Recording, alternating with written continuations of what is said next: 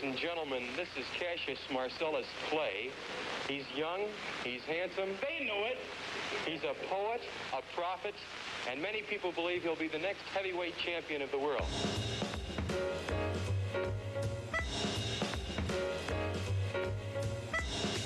He was essentially seen as a trash-talking buffoon. Every picture that you saw of him, he had his mouth wide open and was looking all crazy and out of control. I'm handsome, I'm fast, I'm pretty, and can't possibly be beat. He was a fighter, fine, but he was a performer. He was losing the fight or winning the fight, but he knew when he was losing the crowd. He put on a show before the fight, he put on a show during it, and after it, he was even better. He changed the way athletes acted with the media and the way the media treated athletes. Well, my goodness, you'd ask Muhammad Ali any of these questions, and he'd soar off into great flights of either poetry or bombast. I mean, you never knew what was going to come out of the man's mouth. I'm the greatest. I'm knocking out all bones. And if you get too small, I'll knock you out. On one hand, he might say at different times, I'm Wyatt Earp, I'm Bat Masterson, I'm Moses.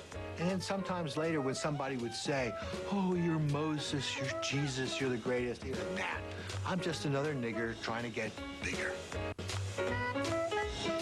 Ali's hair-triggered candor often threw fresh light into corners of his life not recorded by the cameras.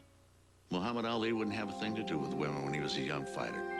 Boy, when he discovered them, wow, did he make up for lost time. Chris Dundee told me one time that he handled 30 in one day. 30. The night before he fought Joe Bugner, there was a woman in every room on his floor, and he's going from one room to the next. What do you think is wrong with you? What is wrong? What are your faults? Well, I have a lot of faults. Like what? What's the worst? I can't tell you my worst fault because I'm married. Unbeaten in 19 fights and still known as Cassius Clay, his focus wasn't on women as he trained in Miami Beach in the winter of 1964 for his first title shot. Virtually no one thought that Cassius Clay had a chance to beat Sonny Liston. Certainly Sonny Liston didn't. Sonny Liston was one of the scariest presences on the sporting scene ever. This was a guy who had been arrested probably 100 times. He was a strong-arm man for the mob. I know a lot of guys that completely collapsed when they used to see the guy. I saw Liston knock a guy's teeth out with a jab. He was your worst dreams. He was the guy when you owe your bookie and you didn't pay, they sent Sonny Liston after you. He was Dr. Death. That was a picture of Clay on the cover of Time magazine. Liston dropped the magazine to the ground, looked at it, and in broad daylight pulled out his penis and just urinated on it. Clay countered with his own brand of outrageous bravado. I see that guy on the street, I beat him before the fight. When he's getting ready to fight, he drives his bus onto the front lawn at Liston's house in Denver. Come on out here and fight. I'll fight you now, you big ugly bear. Now it's a show. That's a sham. That's a publicity man's dream. Screaming, hollering, yelling, now I got you, big bear, where are you going to go hide? And the more he ran it, the more he ran, the more it became apparent to the big bear that this guy was crazy. While Sonny simmered, Clay often turned his training sessions into the stuff of high comedy, drawing a who's who in the entertainment world. The five of us were in this dressing room waiting for Muhammad Ali, and suddenly the door bursts open, and he gathers up all the Beatles. And he says, okay, Beatles, stick with me, and you'll make some money. It was just a magic moment. The Beatles, Cassius Clay, this new era in America. And then afterwards, as they're leaving, he turned to me and he said, who were those little faggots? But behind the rough humor, Clay was engaged in private consultation with black Muslim leader Malcolm X. A veiled metamorphosis was underway. The butterfly called Cassius was changing his colors. Meanwhile, the show went on. Liston arrives here in Miami. Muhammad will find out when the plane arrives. Chased him with a cane. Come here, bear. I'll get you, bear. I'll get him at the weigh-in.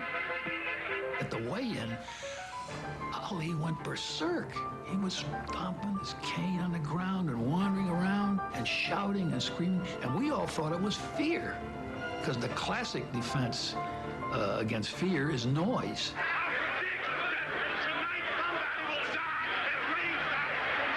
A lot of serious writers thought that Ali was so terrified and in such a panic that he didn't know what to do except to scream, yell, chant, maybe hope that they would not allow him to go on that night. Sonny Liston's eyes widen, because nobody knows it then, but the only thing Sonny Liston was afraid of was a crazy person. And then his blood pressure went up to 200 over 180 or something like that. Well, absolute proof that he's crazy. And all that was sham. Gets back in the limousine and he's got a perfectly normal blood pressure. And did have all afternoon. That night of February 25th, 1964, Clay's moment of truth. When he stepped into the ring, and he was so much bigger than Liston. We hadn't figured it out. Liston wanted to give the image of being invincible to the point of stuffing towels under his robe. My guy was bigger. At 6'3" and 210 pounds, Clay was also younger, faster, and sharper. The challenger is jabbing all over body, head, and right hand. The best punch of the fight so far. This 8-to-1 underdog was outrunning him, outgutting him, and shaming him. Kid is moving, popping a jab, but every once in a while he stops and throws a right hand that rips up cuts under this guy. Liston had the mentality of a bully, and when someone stood up to him and was outwitting him and out-hitting him, he just completely fell apart.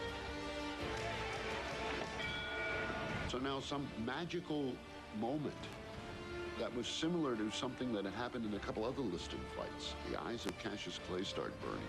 Liston put an astringent on his gloves or shoulders or in some way that rubbed into Clay's eyes, and people thought Ali was quitting when in fact he just couldn't see. When he came back and he says, cut the gloves off. I said, sit down, it's a title.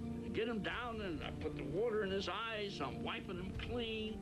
Now some of the black Muslims at ringside start storming the corner because they think that the white devil, meaning Angelo, is putting something in rather than trying to find out what it is that he's got in his eyes. Angelo's life was at stake. If he'd had to stop the fight and that would have been it, Angelo would have been in for a big beating, at least, if not death. I don't know about those guys, forget about it. I would have took a shot at one of those guys that came at me. But he said, I can't see. I said, Muhammad, run.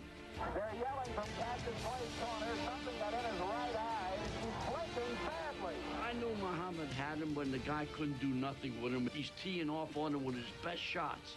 Halfway through the round, kid reacts, gone. Liston had no shot. When Liston didn't answer the bell for the 7th round, Clay, at 22, was king of the world. Don't give up the heavyweight championship of the world, the single most valuable prize in all of sports, because your shoulder hurts. He quit. I took up the world! I took up the world!